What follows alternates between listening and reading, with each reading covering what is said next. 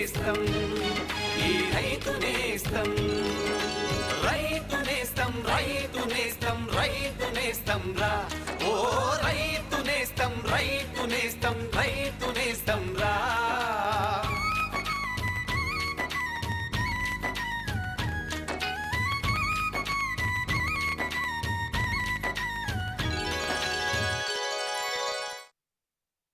రైతు శ్రేయస్సే లక్ష్యంగా శాస్త్రీయమైన మెలకువలను పంటల ప్రణాళిక వివరాలను తెలియజేస్తూ అన్నదాతను అప్రమత్తం చేస్తున్న రైతు నేస్తం కార్యక్రమానికి స్వాగతం.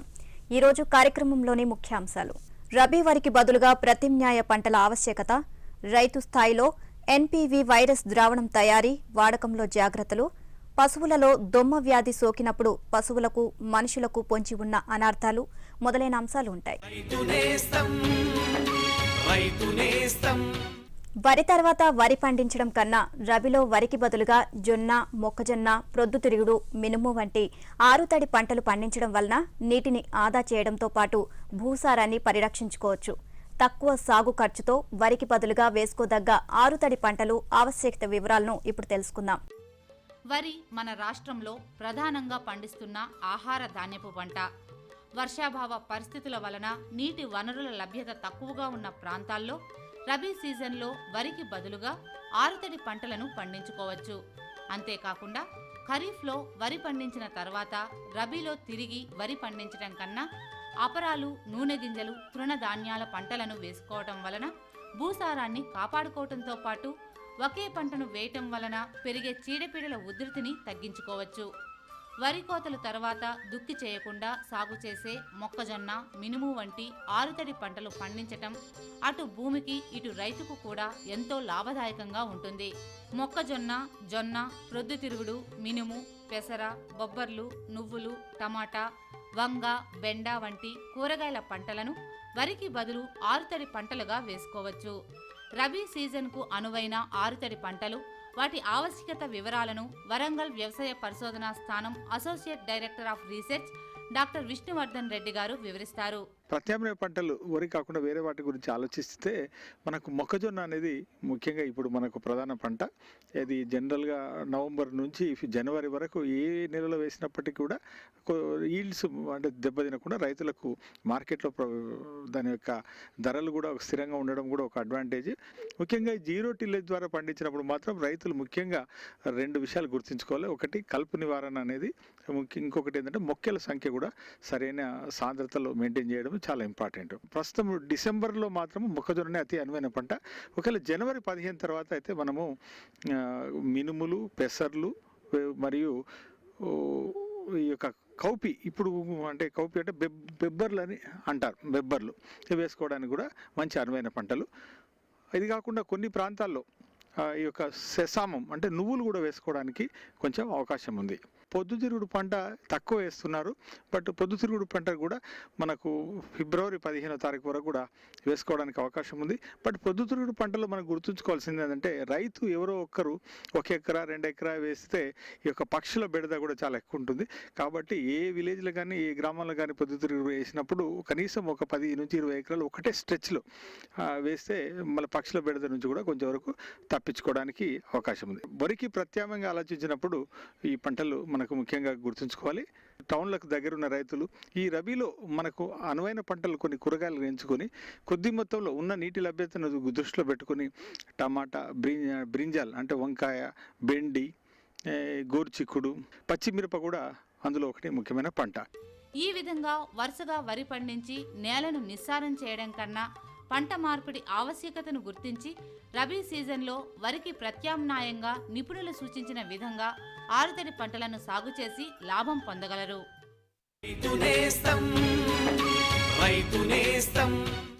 ఇదిగో ఇంకా చెప్పు. అంతే. అరే అదేమిటయ్యా, ఇంత కొంచెం రసాయనిక ఎరువా? పొలం పనులు మానేసావేంటి? పొలం పనులు కాదు, అమాయకత్వాన్ని వదిలేశాను. మట్టి పరీక్షలు జరిపించాను. ఏం లేదు, ఇప్పుడు ఎంత అవసరమో అంతే ఎరువుని పొలంలో జల్లుతాం.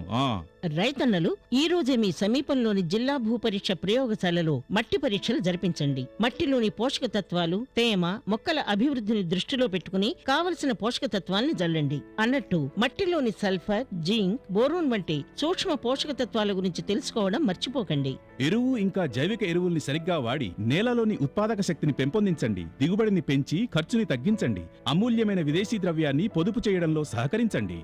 అంతేకాదు, కొద్ది కొద్దిగా నత్రజనిని అందించే ఎరువులు అంటే వేపతో కూడిన యూరియాకి ప్రాధాన్యతనివ్వండి. ఆకుల మీద యూరియాని జల్లండి. అరే వా, నిజంగానే తెలివైన వాడు అయ్యావే. అధిక సమాచారానికి సంప్రదించండి జిల్లా వ్యవసాయ అధికారి లేదా కిసాన్ కాల్ సెంటర్. రైతు నేస్తం, రైతు నేస్తం. జీవ నియంత్రణ పద్ధతులను ఉపయోగించి సస్యరక్షణ చేపట్టడం సేంద్రియ వ్యవసాయ విధానంలో ప్రధాన భాగం. వివిధ పంటలను ఆశించే ప్రధాన పురుగులైన శనగపచ్చ పురుగు, పొగాకు లద్దె పురుగులను సమర్థవంతంగా నివారించగలిగే ఎన్పీవీ వైరస్ ద్రావణాన్ని రైతు స్థాయిలో ఏ విధంగా తయారు చేసుకోవాలో, సేంద్రియ వ్యవసాయంలో జీవ నియంత్రణ పద్ధతుల ద్వారా సస్యరక్షణ చేపట్టడం ప్రధాన అంశం. మార్కెట్లో వివిధ జీవ రసాయనాలు లభ్యమవుతున్నప్పటికీ తక్కువ ఖర్చుతో నాణ్యమైన ఎన్పీవీ వైరస్ ద్రావణం వంటి జీవ రసాయనాలను రైతు స్వయంగా తయారు చేసుకొని వాడటం ఎంతో లాభదాయకంగా ఉంటుంది. వివిధ పంటలను నష్టపరిచే ప్రధాన పురుగులైన శనగపచ్చ పురుగు, పొగాకు లద్దె పురుగులను, ఆయా పురుగులకు సంబంధించిన ఎన్పీవీ వైరస్ ద్రావణాన్ని రైతులు తమ ఇంటి వద్దే తయారు చేసుకొని తగిన జాగ్రత్తలు పాటించి వాడుకున్నట్లయితే సమర్థవంతంగా ఈ పురుగులను నివారించుకోవచ్చు. రైతు స్థాయిలో ఎన్పీవీ ద్రావణం తయారీ, వాడకంలో మెళకువల గురించి రాజేంద్రనగర్ జీవ నియంత్రణ విభాగం ప్రధాన శాస్త్రవేత్త డాక్టర్ ఎస్జే రెహమాన్ గారి మాటల్లో తెలుసుకుందాం. మనం ఎన్పీవీ తయారు చేసుకోవాలి అనుకున్నప్పుడు, ఉదాహరణకు మనం పొగాకు లద్దె పురుగు, అదే రకంగా శనగపచ్చ పురుగు తీసుకున్నట్లయితే, ఈ పొగాకు లద్దె పురుగు కానివ్వండి, శనగపచ్చ పురుగు కానివ్వండి, మనం పంట పొలాల్లో అవి ఆశిస్తూ ఉంటాయి కాబట్టి వాటిని గనక రైతు సోదరులు సేకరించుకుని వాటిని ఒక చోట చేర్చి తర్వాత మనం ఎన్పీవీ మూల ద్రావకం ఏదైతే ఉందో అది తీసుకుని ఈ విధంగా సేకరించుకున్న లార్వాలను ఏవైతే ఉన్నాయో వాటిని ఒక మామూలు కంటైనర్లో పెట్టుకుని పక్కన పెట్టుకోవాలి. ఆ తర్వాత మనం శనగ గింజలు ఏవైతే ఉన్నాయో మార్కెట్లో లభ్యమవుతుంటాయి, వాటిని తీసుకుని శనగ గింజలు, కిలో శనగ గింజల్ని మనం నీటిలో నానబెట్టుకుని ఆ నీటిలో 40 లార్వల్ ఈక్వలెంట్ల ఎన్పీవీ మూల ద్రావకాన్ని కలుపుకుని మనం ఆ నీటిలో శనగ గింజలు నానబెట్టుకున్న తర్వాత మనం పొలంలో సేకరించుకున్న పురుగుల్ని ఈ శనగ గింజల్ని తినిపించాల్సి ఉంటుంది. ఈ విధంగా ఎన్పీవీ వైరస్ ద్రావకం సోకిన శనగ గింజలు తినటం వలన 4 నుంచి 5 రోజుల తర్వాత మనం ఏదైతే శనగపచ్చ పురుగు కానివ్వండి, అదే పొగాకు లద్దె పురుగు కానివ్వండి, వాటిల్లో ఈ వైరస్ వ్యాపించి తద్వారా వాటి వ్యాధి ఏదైతే ఉన్నదో అది ప్రబలటం జరుగుతుంది. సుమారు ఈ తినిపించిన 4 రోజుల తర్వాత ఈ వ్యాధి సోకిన పురుగులను కనుక రైతు సోదరులు మళ్ళీ తీసుకుని వాటిని నీటిలో, అంటే ఏదైనా మన కంటైనర్లో కానివ్వండి, అదే రకంగా లేకపోతే గిన్నెలో కానీ నీటిలో సుమారు 7 రోజులు మనం నానబెట్టుకున్నట్టు నానబెట్టుకోవాలి. శాస్త్రీయంగా దాన్ని పిట్రిఫికేషన్ అంటారు. దాన్ని నానబెట్టుకున్న తర్వాత మనం 1900 నుంచి 2200 రూపాయల వరకు దొరికే క్లినికల్ సెంట్రిఫ్యూజ్ అని మార్కెట్లో దొరుకుతుంటుంది. దాన్ని కనుక రైతు సోదరులు తీసుకుని దాన్ని, అంటే అది ఒక రైతు సోదరులే కొనకుండా మన కమ్యూనిటీ పరంగా దాన్ని కొనుక్కొని ఒక చోట పెట్టుకున్నట్లయితే ఈ క్లినికల్ సెంట్రిఫ్యూజ్లో మనం సుమారు 7 రోజులుగా నానబెట్టుకున్న వ్యాధిగ్రస్తమైన ఏవైతే లార్వాలు ఉన్నాయో వాటిని వేసుకుని మొదటిసారి 5 నిమిషాల పాటు 400 RPM వద్ద తిప్పుకోవాలి. ఈ తిప్పుకోవటం వలన మనకి ఘన పదార్థము, ద్రవ పదార్థము వేరువేరుగా అవటం జరుగుతుంది. మొదటిసారి సెంట్రిఫ్యూజ్ చేసినప్పుడు మనం ఏదైతే ఉందో కింద ఉన్న ఘన పదార్థాన్ని గనక మనం పారవేసి ఆ ద్రవ పదార్థాన్ని ఏదైతే ఉన్నదో దాన్ని సేకరించుకోవాలి. ఈ విధంగా మొదటిసారి సెంట్రిఫ్యూజ్ చేసినప్పుడు వచ్చిన ఘన పదార్థాన్ని రైతు సోదరులు పారవేసి ఆ ద్రవ పదార్థాన్ని మరలా సెంట్రిఫ్యూజ్ చేయటం, కాకపోతే ఈసారి 20 నిమిషాల పాటు 4000 RPM వద్ద గనక మళ్ళీ సెంట్రిఫ్యూజ్ చేసుకున్నట్లయితే ఈసారి వచ్చే ఘన పదార్థాన్ని సేకరించుకుని ద్రవ పదార్థాన్ని పారవేసుకోవచ్చు. ఆ వచ్చిన ఘన పదార్థాన్ని గనక తీసుకుని మనం ఏదైతే ఉన్నదో మనం దాని నాణ్యతని దగ్గరలో ఉన్న మన వ్యవసాయ శాఖ అధికారుల ల్యాబొరేటరీలో కానివ్వండి, లేకపోతే ఆచార్య ఎన్జీ రంగ వ్యవసాయ విశ్వవిద్యాలయంలోని జీవ నియంత్రణ ప్రయోగశాలకు కానీ పంపించి ఒకసారి నిర్ధారించుకున్న తర్వాత దానిని మనం బాటిల్స్లో వేసుకుని ఎకరానికి 100 లార్వల్ ఈక్వలెంట్ చొప్పున మనం పిచికారీ చేసుకుంటూ చాలా సమర్థవంతంగా రసాయన మందులకు ఒక దీటైన ప్రత్యామ్నాయంగా ఈ ఎన్పివి వైరస్ ద్రావకాన్ని వాడుకోవచ్చు. కాకపోతే ఇక వాడకం పరంగా జాగ్రత్తలు కొన్ని పాటించడం వలన ఎన్పివి వాడకంలో క్షమతని సామర్థ్యాన్ని మనం పెంపొందించుకోవచ్చు. ఉదాహరణకు మనం తీసుకున్నట్లయితే ఈ ఎన్పివి మనం పిచికారీ చేసుకున్నప్పుడు ముఖ్యంగా ఎండలోని మన అతినీల లోహిత కిరణాలు అల్ట్రావైలెట్ రేస్ అంటారు, ఇవి సోకటం వలన ఎన్పివి క్షమత తగ్గుతూ ఉంటుంది. దీన్ని తగ్గించడానికి గాను వీలైనంత వరకు రైతు సోదరులు 1 కిలో బెల్లం, అదే రకంగా 100 మిల్లీలీటర్లు టినోపాల్ కానివ్వండి, రానిపాల్ కానివ్వండి, ఎన్పివి గనక కలిపి వాడుకున్నట్లయితే ఈ విధమైన నష్టాన్ని కూడా తగ్గించుకోవచ్చు. ఈ విధంగా తమకు అందుబాటులో ఉండి సులభ రీతిలో తయారు చేసుకోగలిగిన జీవ రసాయనమైన ఎన్పివి ద్రావణాన్ని శాస్త్రవేత్తల సూచనల మేరకు రైతులు స్వయంగా తయారు చేసుకొని సస్యరక్షణ చేపట్టడం వలన అధిక ఖర్చు, పర్యావరణానికి హాని చేసే రసాయన పురుగుల వాడకాన్ని కూడా గణనీయంగా తగ్గించుకోవచ్చు. రైతు నేస్తం పరిమళాల గుబాళింపులో, మధురాతి మధుర రుచులలో, ప్రగతి పథపు తంత్రుల్లో, విరిసే చిరునవ్వుల్లో, పచ్చ పచ్చని మొక్కల్లో, పెద్ద పెద్ద ఆంగళ్లలో, తుమ్మెదల ఝంకారంలో, సంతోషాల రాకలో. ఎన్హెచ్ఎం ఉద్యానవన మిషన్. మా కోరిక మీ చిరునవ్వు. పశువుల నుండి మనుషులకు సంక్రమించే జూనోటిక్ వ్యాధులలో ముఖ్యమైనది యాంట్రాక్స్ లేదా దొమ్మ రోగం. ఈ వ్యాధి పశువుల నుండి మనుషులకు ఏ విధంగా సంక్రమిస్తుంది, దాని వలన కలిగే అనర్థాలు, తీసుకోవాల్సిన జాగ్రత్తల గురించి ఇప్పుడు తెలుసుకుందాం. వ్యవసాయానికి అనుబంధంగా విజయవంతంగా కొనసాగుతున్న రంగం పశువుల పెంపకం. అయితే పశువుల పెంపకందారులు వాటి ఆరోగ్య విషయంలో సరైన జాగ్రత్తలు వహించకపోతే ఆర్థిక నష్టంతో పాటు మనుషుల ఆరోగ్యానికి, పశువుల ప్రాణాలకు నష్టం వాటిల్లే ప్రమాదం ఉంది. పాడి పశువుల్లోనూ గొర్రెలలోనూ తరచుగా సంభవించి వేగంగా వ్యాప్తి చెందుతుంది వైరస్ ద్వారా కలిగే దొమ్మ రోగం. దీనిని ఆంత్రాక్స్ వ్యాధి అంటారు. ఈ వ్యాధి పశువుల నుండి మనుషులకు కూడా వ్యాప్తి చెందే జూనోటిక్ వ్యాధి. పశువుల కొట్టాల్లో పనిచేసే వ్యక్తులకు, పశువులతో సన్నిహితంగా మెలిగే వ్యక్తులకు సరైన జాగ్రత్తలు తీసుకోకపోతే ఈ వ్యాధి సోకే అవకాశం ఉంటుంది. ఆంత్రాక్స్ వ్యాధి వల్ల పశువులకు జరిగే అనర్థాలు, వ్యాధి లక్షణాలు, అలాగే మనుషుల్లో ఈ వ్యాధి లక్షణాలు రాకుండా తీసుకోవాల్సిన జాగ్రత్తలు మొదలైన పూర్తి వివరాలను తిరుపతి పశు వైద్యశాల assistant professor doctor P Ramya గారు వివరిస్తారు. యాంత్రాక్స్ వ్యాధిని వాడుక భాషలో దొమ్మ వ్యాధి అంటారు. ఇది పశువుల నుంచి మనుషులకి వ్యాప్తి చెందుతుంది, అలానే మనుషుల నుంచి పశువులకు కూడా వస్తుంది. ఈ యాంత్రాక్స్ వ్యాధి మనుషుల్లో 2 రకాలుగా ఉంటుంది. ఇండస్ట్రియల్ యాంత్రాక్స్ అంటారు, నాన్ ఇండస్ట్రియల్ యాంత్రాక్స్ అంటారు. ఇండస్ట్రియల్ యాంత్రాక్స్ అంటే ముఖ్యంగా పశు ఆధారిత పరిశ్రమలు, అంటే ఉన్నికి సంబంధించినవి, చర్మశుద్ధి కర్మాగారాలు, అలాగే బ్లడ్ మీలు, ఎముకల పొడి తయారు చేసే పరిశ్రమల నుంచి మనుషులకు వ్యాప్తి చెందే యాంత్రాక్స్ని ఇండస్ట్రియల్ యాంత్రాక్స్ అంటారు. అలాగే నాన్ ఇండస్ట్రియల్ యాంత్రాక్స్ తీసుకుంటే ప్రత్యక్షంగా మనుషుల నుంచి పశువులకి వచ్చే యాంత్రాక్స్ని నాన్ ఇండస్ట్రియల్ యాంత్రాక్స్ అంటారు. పశువుల్లో కూడా యాంత్రాక్స్ని చూడొచ్చు. ఈ పశువుల్లో వచ్చే యాంత్రాక్స్ ముఖ్యంగా పశువులు ఆకస్మిక మరణం చెందుతాయి ఏ ప్రస్ఫుటమైన లక్షణాలు చూపించకుండా. ఇంకొక ముఖ్యమైన విషయం ఏంటంటే పశువులు మరణించినప్పుడు ఈ ముక్కు రంధ్రాలు, నోరు, ఇంకా మలద్వారం ద్వారా చిక్కటి నెత్తురు బయటకు వస్తుంది. ఈ నెత్తురు కూడా గడ్డ కట్టదు, దాన్ని బట్టి మనం యాంత్రాక్స్గా గుర్తించవచ్చు. ఇప్పుడు మనుషుల్లో యాంత్రాక్స్ తీసుకుంటే 3 రకాలుగా విభజించవచ్చు. అది కూడా యాంత్రాక్స్ ముఖ్యంగా స్పోర్ల వల్ల వస్తుంది. స్పోర్లు అనేవి బ్యాసిల్లస్ యాంత్రాసిస్ బ్యాక్టీరియా నుంచి మనుషుల్లోకి వ్యాప్తి చెందుతాయి. ఈ స్పోర్లు మానవ శరీరంలోకి ప్రవేశించే దాన్ని బట్టి 3 రకాలుగా విభజించవచ్చు ఈ వ్యాధిని. అందులో మొదటిది చర్మం ద్వారా, చర్మం పైన ఉన్న పుండ్లు, ఘాట్ల ద్వారా ఈ స్పోర్లు మానవ శరీరంలోకి ప్రవేశిస్తాయి. దీన్నే క్యూటేనియస్ యాంత్రాక్స్ అంటారు. అదే రెండవది తీసుకుంటే ఇన్హలేషన్ యాంత్రాక్స్, అంటే మనం శ్వాస ద్వారా పీల్చుకోవడం ద్వారా ఊపిరితిత్తుల్లోకి ప్రవేశించి మనుషుల్లో ఈ యాంత్రాక్స్ వ్యాధి సోకుతుంది. దీన్నే ఇన్హలేషన్ యాంత్రాక్స్ అంటారు.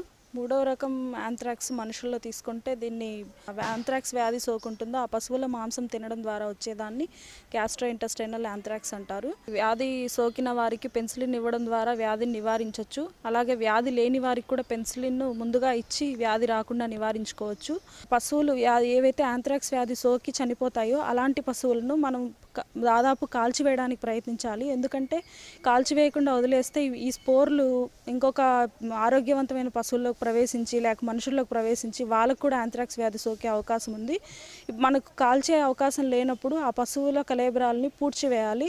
ఇది కూడా బాగా లోతైన గుంతను తీసి పూడ్చేసి సున్నం కప్పి దాని మీద మట్టి కప్పితే ఈ వ్యాధిని ఒక ప్రదేశం నుంచి ఇంకో ప్రదేశానికి వ్యాప్తి చెందకుండా మనం నివారించవచ్చు.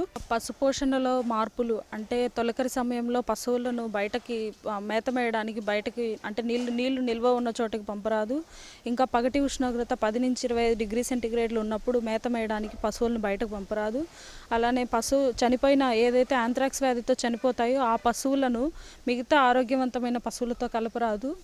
ఈ చనిపోయిన పశువులు ఉన్న ప్రదేశాన్ని సూక్ష్మక్రిమి నాశనులతో శుభ్రపరచాలి. ఇంకా ఈ చర్మశుద్ధి కర్మాగారాల నుంచి వచ్చే వ్యర్థ పదార్థాలను ఈ యాంథ్రాక్స్ స్పోర్ల కొరకు పరీక్ష చేసి అవి లేనట్లయితే లేవు అని నిర్ధారించుకున్నప్పుడే ఆ వ్యర్థ పదార్థాలను బయటకు పంపాలి. ప్రజల్లో ముఖ్యంగా అవగాహన తీసుకురావాలి. ప్రజలంటే ఎక్కువగా ఈ యాంథ్రాక్స్ వ్యాధిన బారిన పడే రకాలంటే పశువధశాలల్లో పనిచేసే వాళ్ళు, పశు వైద్యులు, ఇంకా పశు కాపర్లు, కసాయి వాళ్ళు, వీళ్ళందరికీ ఏంటంటే అవగాహన తీసుకురావాలి.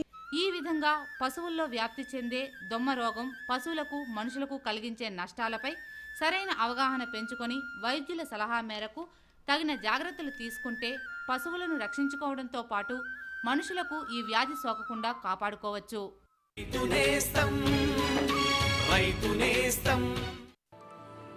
ఈరోజు వసూలు చేసుకునే వెళ్తాను. రాజలింగం, ఓ రాజలింగం, ఆయన స్కూలుకు వెళ్ళారండి. ఏంటి స్కూల్ కా? బాగుందమ్మా, సాకులు నువ్వు బాగానే చెప్తావు. అవునండి, నేను స్కూలుకే వెళ్ళాను. Farm school. అక్కడ రైతులకు పొలాల్లో దిగుబడి ఎలా పెంచుకోవాలో నేర్పుతారు. అంటే మట్టిని బట్టి సరైన ఎరువు, మంచి విత్తనాలు, ఇంకా అవసరాన్ని బట్టి వాడవలసిన కీటకనాశనులు. దానివల్ల తక్కువ పెట్టుబడితో అధిక లాభం. ఇదిగోండి మీ డబ్బు. దీంతో మీ బాకీ పూర్తిగా చెల్లు.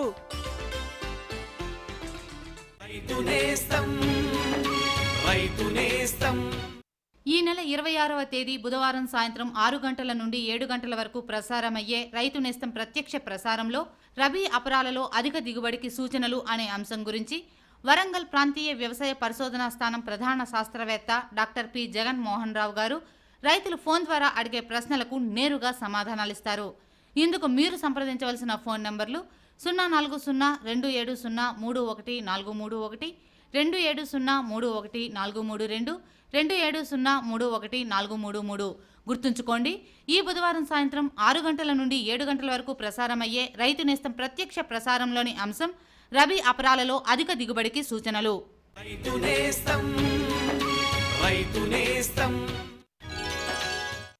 ఈ నెల 25వ తేదీ నుంచి 28వ తేదీ వరకు రైతులకు వాతావరణ ఆధారిత వ్యవసాయ సూచనలు.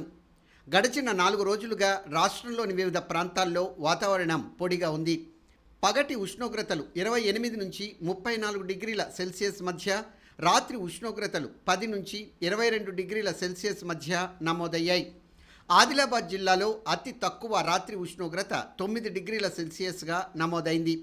హైదరాబాద్ వాతావరణ కేంద్రం అందించిన సమాచారం ప్రకారం వచ్చే 5 రోజుల్లో రాష్ట్రంలోని వివిధ ప్రాంతాల్లో వాతావరణం పొడిగా ఉండే సూచనలున్నాయి.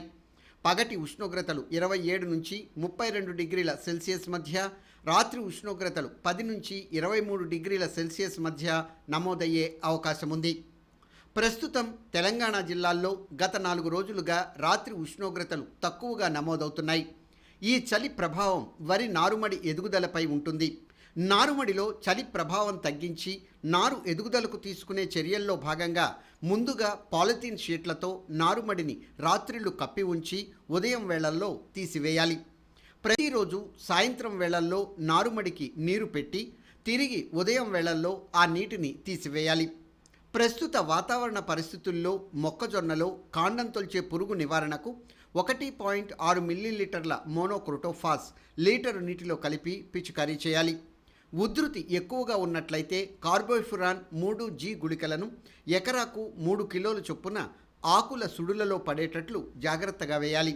ప్రస్తుత వాతావరణ పరిస్థితుల్లో కందిలో శనగపచ్చ పురుగు గమనించినట్లయితే నివారణకు చేపట్టే సమగ్ర యాజమాన్య పద్ధతుల్లో భాగంగా ముందుగా పక్షులు శనగపచ్చ పురుగు లార్వాలను ఏరుకు తినడానికి వీలుగా ఎకరాకు 10 నుంచి 15 పక్షి స్థావరాలను ఏర్పాటు చేయాలి. అలాగే శనగపచ్చ పురుగుల ఉనికిని గమనించడానికి వీలుగా ఎకరాకు 4 లింగాకర్షక బుట్టలను కూడా అమర్చాలి. ఆ తరువాత పురుగు గురుడ్లు, తొలిదశ లార్వాల నివారణకు 5% వేపగింజల కషాయాన్ని పిచికారీ చేయాలి. ప్రస్తుత వాతావరణ పరిస్థితుల్లో ఆవులు, గేదెల్లో గొంతువాపు వ్యాధి, జబ్బవాపు వ్యాధి, గాలికుంటు వ్యాధి, గొర్రెల్లో ఈటి, అమ్మవారు వ్యాధి, అలాగే కోళ్లలో కొక్కెర తెగులు సోకే ప్రమాదముంది. వీటి నివారణకు పశు వైద్యుల సలహాల మేరకు వారి పర్యవేక్షణలో తగిన టీకా మందులు వేయించాలి.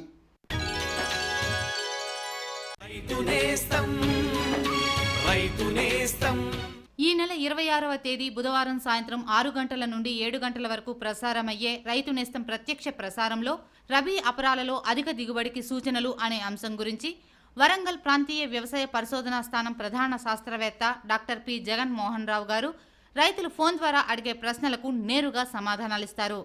ఇందుకు మీరు సంప్రదించవలసిన ఫోన్ నంబర్లు 04027031431, 27031432, 27031433. గుర్తుంచుకోండి, ఈ బుధవారం సాయంత్రం 6 గంటల నుండి 7 గంటల వరకు ప్రసారమయ్యే రైతు నేస్తం ప్రత్యక్ష ప్రసారంలోని అంశం రబీ అపరాలలో అధిక దిగుబడికి సూచనలు. రైతు నేస్తం కార్యక్రమంపై మీ సలహాలు, సూచనలు తెలియజేయవలసిన మా చిరునామా రైతు నేస్తం, కేర్ ఆఫ్ డైరెక్టర్, దూరదర్శన్ కేంద్రం, రామంతపూర్, హైదరాబాద్ 500013.